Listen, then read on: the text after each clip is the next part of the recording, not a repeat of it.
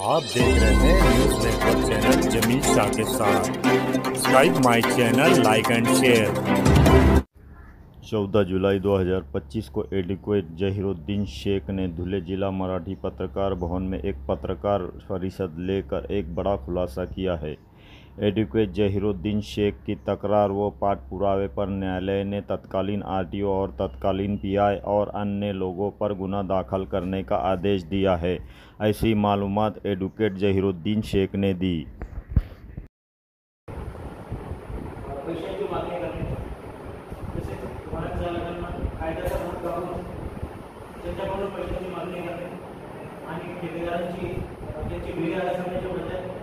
त्यांच्याकडून लाच स्वीकारणे किंवा पैसे यांची मागणी करणे ते बेकायदेशीर कारभार पहिले संघटनेचे आरटीओ यांनी चालवला होता।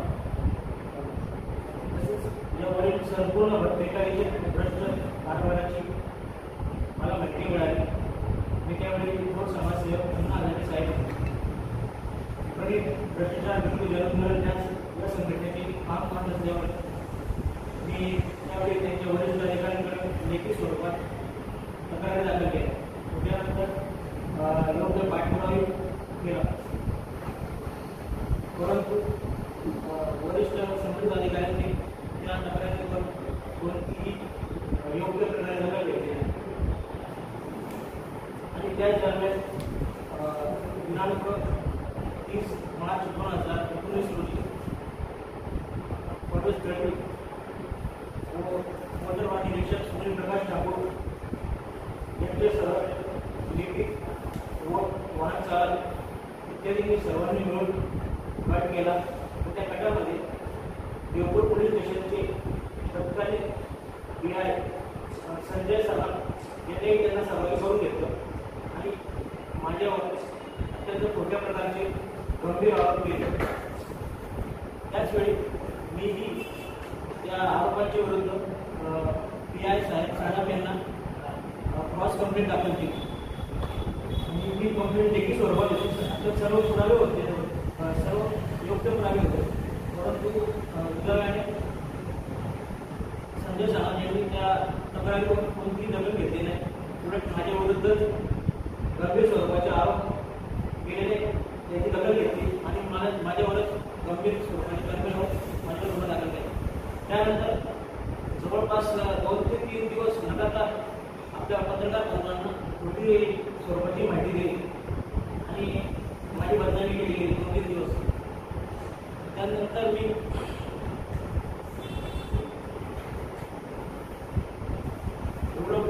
या कायद्यातील सर्वोच्च स्थानावर असलेल्या तत्वावर विश्वास ठेवून झालेला अन्यायाविरुद्ध दाद मागण्यासाठी किंवा या भ्रष्टाचारी व बेकायदेशीर कृत्य करणारे आरटीओ मोटर वाहन निरीक्षक व एक संजय सावंत यासह सर्व गुन्हेगारांना यांच्यावर गुन्हे दाखल व्हावे, त्यांना कायद्यानुसार शिक्षा मिळावी यासाठी फौजदारी प्रक्रिया संहिता 1954 154 अन्वये धुळे पोलीस अधीक्षक साहेब यांच्याकडे तक्रारी दाखल केल्या आणि त्या संदर्भात योग्य पाठपुरावा केला, परंतु तरीही मला योग्य प्रकारे कोणतीही दखल घेण्यात आली नाही।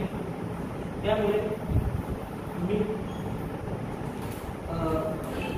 धुळे मुख्य न्यायाधिकारी साहेब धुळे यांच्याकडे फौजदारी प्रक्रिया संहिता 1973 चे कलम 156(3) अन्वये अर्ज दाखल केला। त्यानंतर मेहरबान न्यायालय मुख्य न्यायाधिकारी साहेब यांनी या प्रकारचे कामकाज पाहिले आणि त्या सर्व प्रकरणामध्ये मी स्वतः युक्तिवाद दाखल केला। सर्व उच्च व सर्वोच्च न्यायालयाचे डॅटमेंट जजमेंट व कायद्याच्या सहाय्याने युक्तिवाद केला। त्यावर मेहरबान न्यायालयाने मुख्य न्यायाधिकारी